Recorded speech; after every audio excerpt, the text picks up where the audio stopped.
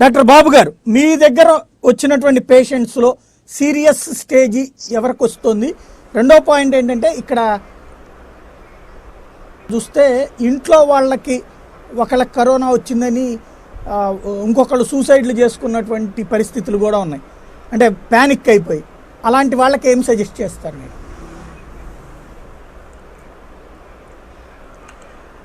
సాయి గారు, first wave కంటే ఖచ్చితంగా ఫెటాలిటీ ఎవరైతే చనిపోయే పర్సంటేజ్ ఏదైతే ఉందో అది సెకండ్ వేవ్లో తక్కువ. కాకపోతే కేసెస్ ఎక్కువ ఉండడం వల్ల ఇప్పుడు మనకు డెత్స్ ఎక్కువగా కనిపిస్తున్నాయి. సో అంత ఆందోళన చెందాల్సిన అవసరం అయితే సెకండ్ వేవ్లో ఉన్న డిసీజ్కి లేదనేది ఉద్దేశం. ఇంకొకటి ఫస్ట్ వేవ్లో వచ్చినప్పుడు డిసీజ్ దాదాపుగా నేను కూడా నాకు కూడా వచ్చింది.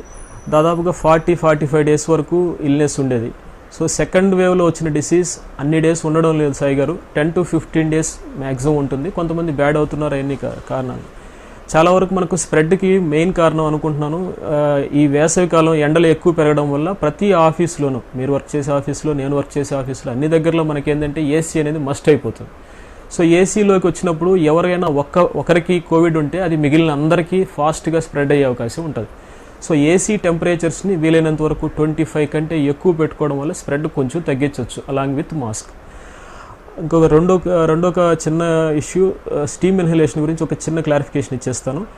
స్టీమ్ ఇన్హలేషన్ చేసేటప్పుడు దాని లోపల జెండు బాంగ్ కానీ లేదా ఇంకొకటి కానీ ఏది కలపకూడదు సాయి గారు. ICMR గైడ్లైన్స్ ప్రకారం అసలు ఇప్పుడు అంటే నేను ఎక్స్పోజ్ అయినాను అనిపించినప్పుడు ఒకసారి చేసుకుంటే సరిపోతుంది.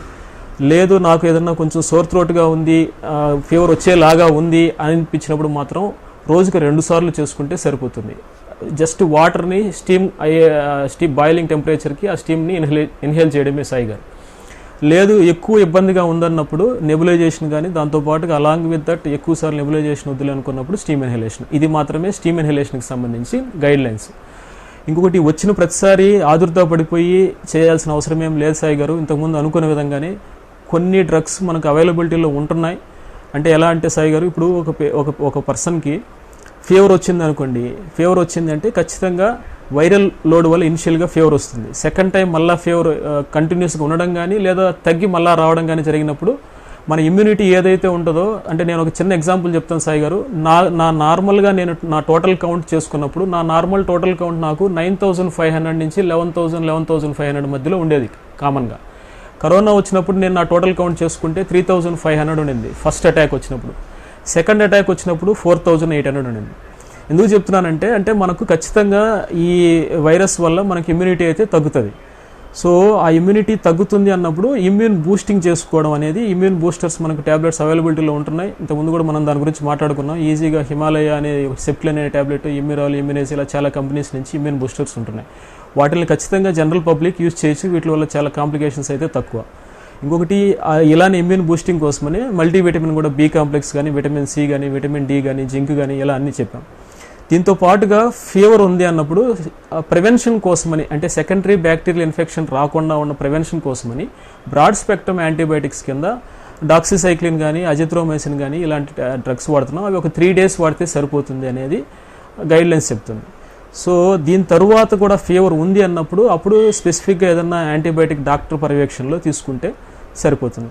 లేదు ఇంటి దగ్గర మనం ట్రీట్మెంట్ చేసుకునేటప్పుడు పారాసిటమాల్ ఫీవర్కి, బాడీ పెయిన్స్కి సరిపోతుంది. అలా కాకుండా జలుబు కూడా ఉంది, కొంచెం తక్కువ మోతాదులోనే ఉంది అనిపించినప్పుడు సెట్రిజిన్ లాంటి ట్యాబ్లెట్ తీసుకోవడం వల్ల కొంచెం రిలీఫ్ అయితే ఉంటుంది సాయి గారు. ఇలాంటివి మనం ఇంటి దగ్గర లేదా చిన్న ఇవి తీసుకోవడం.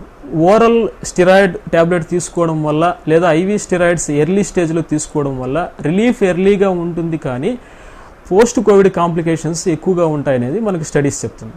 ఇన్హలేషన్ ద్వారా తీసుకోవడం వల్ల స్టెరాయిడ్ రిలీఫ్ అయితే ఖచ్చితంగా ఉంటుంది. దానివల్ల శరీరం అంతా వెళ్ళదు కాబట్టి అది ఇమ్యూనిటీ మీద చేయదు. ఇంకోటి, మీరు అడిగిన ప్రశ్న ఏంటంటే ఎవరికి ఎక్కువ సీరియస్ అవుతుంది అనేది. చాలా వరకు ఏంటంటే మనకు డయాబెటీస్ ఉంటుంది. ఈ డయాబెటీస్ అనేది ఉండే వాళ్ళకి రెగ్యులర్ పేషెంట్ కంటే ఇమ్యూనిటీ తక్కువ ఉంటుంది సాయి గారు. దీంతో పాటుగా వీళ్ళు ఏంటంటే డయాబెటీస్ని సరిగా పట్టించుకోకుండా, దీంతో పాటు అలాంగ్ విత్ డయాబెటీస్ స్మోకింగ్ ఉండడం కానీ, అలాంగ్ విత్ డయాబెటీస్ ఆల్కహాల్ తీసుకోవడం కానీ ఇలాంటివి జరిగినప్పుడు ఇంకా ఎక్కువ ఇమ్యూనిటీ దాదాపుగా చాలా తగ్గిపోతుంది. సో అలాంటప్పుడు ఈ వైరస్ ఇన్ఫెక్షన్ వచ్చినప్పుడు, ఆల్రెడీ వైరస్ ఇన్ఫెక్షన్ ఇమ్యూనిటీని సగం చేస్తుంది లేదా 3 భాగం చేస్తుంది. దాంతోపాటుగా ఇవన్నీ ఉండడం వల్ల ఆల్మోస్ట్ ఇమ్యూనిటీ 0 లేదా ఒక 10%కి తగ్గిపోవడం వల్ల కాంప్లికేషన్స్ ఎక్కువ అయ్యే అవకాశాలు ఉంటాయి. సో ప్రతి ఒక్కరూ in general public immune boosting tablets తీసుకోవడం, ఇలాంటివి చిన్న చిన్న మెజర్స్ తీసుకోవడం వల్ల కొంతవరకు అయితే ప్రివెంట్ చేయొచ్చు. ప్రతి ఒక్కరూ భయపడిపోవాల్సిన అవసరం అయితే లేదు. Normal young public less than 45 yearsలో వచ్చిన వాళ్ళలో అంత ఎక్కువ కాంప్లికేషన్స్ అంటే స్ట్రెయిన్ వేరియేషన్ వల్ల ఉన్నాయే కానీ జనరల్గా వచ్చే డిసీజులు అయితే లేవు, భయపడాల్సిన అవసరం అయితే లేదు. అలా మీకు అనిపించినప్పుడు ఇలా సిటీ స్కాన్ లాంటివి చేసుకోవడం, లేదా డాక్టర్ చెప్తే డాక్టర్ని ఫాలో అవ్వడం, లేదా ఇన్ఫ్లమేటరీ మార్కర్స్ని టెస్ట్ చేసుకోవడం, వీటి ద్వారా మనకు అడ్మిషన్ అవసరం అవుతుందా లేదా అనేది విషయాన్ని మనం తెలుసుకోవచ్చు. సైగా అదేంటి మార్కర్ చెప్పారు, ఎలాగది? కరోనా అంటే ఓన్లీ ఊపిరి ఇన్ఫ్లమేటరీ మార్కర్స్ అని చేస్తారు. డి డైమర్ అని, సిఆర్పి, ఎల్డిహెచ్ అని ఇన్ఫ్లమేటరీ మార్కర్స్ అని ఉన్నాయి సాయి గారు. కరోనా ఇన్ఫ్లమేటరీ మార్కర్స్ అని చేస్తున్నారు, ప్యాకేజ్ లాగా కూడా కొన్ని దగ్గర చేస్తున్నారు. అరౌండ్ 4,000 rupees దాకా తీసుకుంటున్నారు.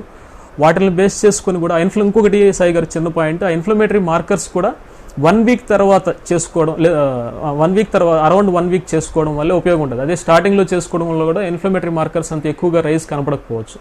అది ప్రతిదానికి టైమింగ్ ఉంటుంది సాయి గారు. ఆ టైమింగ్ని ఫాలో అవుతూ వాల్యూస్ని ఇంటరప్ట్ చేసుకోవడం వల్ల మాత్రమే మనం డిసీజ్ని కరెక్ట్గా గెస్ చేయడం అనేది ఉంటుంది సాయి గారు.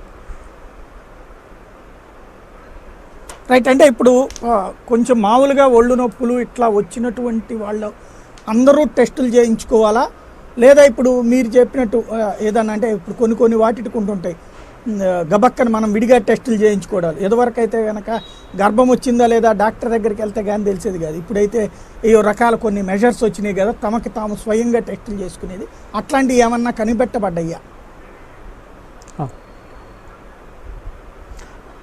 యాంటీజెన్ టెస్ట్ కిట్లు అయితే ఉన్నాయి కానీ సాయి గారు, దీనివల్ల ఒక ప్రాబ్లం ఏమొస్తుందంటే గవర్నమెంట్కి పేషెంట్ని ట్రేస్ చేయడం, ఎవరంటే వాళ్ళు విచ్చలవిడిగా వాడడం వల్ల ఈ స్ట్రీమ్ లైన్ నుంచి కొంతమంది పేషెంట్స్ బయట వెళ్ళిపోతున్నారు. దీనివల్ల యాంటీజెన్ టెస్ట్ల అవైలబిలిటీని గవర్నమెంట్ బాగా కట్టైల్ చేసింది. ఏదైనా ఎమర్జెన్సీ యూస్కి సర్జరీస్ ముందు అలాంటప్పుడు టెస్ట్ ఒకవేళ 2-3 days పడుతుంది అన్నప్పుడు మాత్రమే కొన్ని దగ్గరలు యూజ్ చేస్తున్నారు. సో అది మంచిదైతే కాదు. ప్రతి ఒక్కరూ ఏదైతే మనకు స్ట్రీమ్ లైన్ ఉందో దీంట్లో వెళ్ళి టెస్ట్ చేసుకోవడం వల్ల మాత్రమే పేషెంట్ని మనం ట్రేస్ చేయడానికి ఉంటుంది సాయిగా. అలా ఇండివిజువల్గా టెస్ట్ చేసుకోవడం వల్ల వాళ్ళు నెగ్లెక్ట్ చేస్తారు, ఖచ్చితంగా జనరల్ పబ్లిక్ అయితే నెగ్లెక్ట్ చేస్తారు. డాక్టర్స్ కమ్యూనిటీ వరకు అయితే కొంతవరకు వాళ్ళు కేర్ తీసుకుంటారు, కానీ డాక్టర్స్ కాకుండా లేదా ఇలా నర్సింగ్ స్టాఫ్ కాకుండా ఉండేవాళ్ళు అయితే వాళ్ళు టెస్ట్ చేసుకుని చెప్పుకునే దానికి ఫీల్ అయ్యి ఇంట్లో వాళ్ళకి మిగిలిన వాళ్ళకి అంటించే అవకాశాలు ఉంటాయి సాయి గారు. అందువల్ల దాన్ని ఎంకరేజ్ చేయడం లేదు గవర్నమెంట్. రైట్. వెంకటేశ్వర రెడ్డి గారు, ఈ కండిషన్ అంటే ఎన్ని రోజులు సుమారు ఇంత ఈ స్పీడ్ ఉండొచ్చును? ఇప్పుడు అంటే మనము చూసినట్టు అయితే ఒక లాస్ట్ 1 weekలోనే చూస్తున్నాం కదండి. ఇనీషియల్గా 10,000 కేసెస్లో ఉండేది, ఇప్పుడైతే డైలీ ఇంక్రీజ్ చూస్తూ ఉంటే ఇప్పుడు దగ్గర 3 lakhs దగ్గర వస్తున్నట్టున్నాము. సో ఇట్లయినా కూడా మన టోటల్ నెంబర్ ఆఫ్ కేసెస్ ఎన్ని అయినా అంటే తెలియదు, కానీ 50% పాపులేషన్ కూడా అంటే ఇప్పుడు మనము కవర్ అయినట్టు అనిపిస్తలేదు. మరి ఇలాగే చూస్తే మరి ఇంకా ఒక 3 months కూడా అట్లాగే ఉండేటని అనిపిస్తూ ఉంది మరి చూస్తే.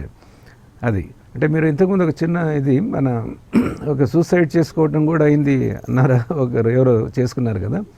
అంటే వాళ్ళకి తనకు జబ్బు వస్తుందనే భయం కూడా కాకుండా నాకు ఎక్కడి నుంచైనా సహాయం దొరుకుతుందో లేదో అనేది, అది కూడా అంటే 2 రకాలుగా వసతులు లేకపోవటము, వాళ్లకు డబ్బు లేకపోవటము, ఇవన్నీ కూడా అంటే ఏమిటంటే ఇంత కాస్ట్లీ ట్రీట్మెంట్ అయ్యే వరకు వాళ్ళకు ఫస్ట్ ఆఫ్ ఆల్ వసతులు లేకపోవటము, ట్రీట్మెంట్ దొరకదు అని ఆ భయంతో మళ్ళీ వాళ్ళు జబ్బున పడ్డవారు చనిపోతే మా సంగతి ఏమిటి అనే అంత భయంతో. అంటే ఏమిటంటే ఇక్కడ సోషల్ రెస్పాన్సిబిలిటీ అనేది నేను ఇంతకుముందు చెప్పినట్టు మనము ఒకంత దృష్టి ఎక్కువగా ఈ మెడికల్ ఫీల్డ్ వైపు పెట్టాలి గవర్నమెంట్ సైడ్కి వెళ్ళని చెప్పటం.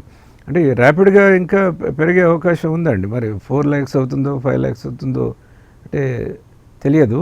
మేబీ ఇన్ 2-3 months ఇలా కావచ్చును. అన్నప్పుడు ఎలా ఎంతోమంది ప్రతి ఆల్టర్నేట్ పక్కన చూస్తే కోవిడ్ పేషెంట్, ఇటువైపు చూస్తే కోవిడ్ పేషెంట్ ఉంటారేమో కొన్నాళ్ళ అలా అవుతుంది. సో ఇది మనం ఏమిటంటే కొన్ని లాంగ్ టర్మ్ ప్రోగ్రామ్స్ ఏదైతే ఉంటాయో వాటి మీద దృష్టి కన్నా అవి ఎలాగో నడుస్తూనే ఉంటాయి. అది ఉన్నా లేకున్నా ఇమీడియట్గా మనకు అంత ఇబ్బంది కాదు. ఏదో పెళ్లి డిలే అయినంత మాత్రం ఏమి ఇబ్బంది కాదు. కాకుంటే పక్కవాడు చనిపోతుంటే కూడా దాన్ని మనం ఏమీ పట్టించుకోని స్థితి మనం చూస్తున్నాము. అంటే ఇప్పుడు అన్నీ ఒకరే చూడలేరు. ఇప్పుడు ఒక డాక్టర్ గారు అన్నట్టు హెల్త్ డిపార్ట్మెంట్ పని వాళ్ళని చేయనివ్వటం అనేది ఒకటిను. రెండవది వాళ్ళ నుంచి ఏదైనా రిక్వెస్ట్ వచ్చినప్పుడు దాన్ని ఫేవరబుల్గా కన్సిడర్ చేయటం అనేది ఒకటి ఉంటాయి కదా.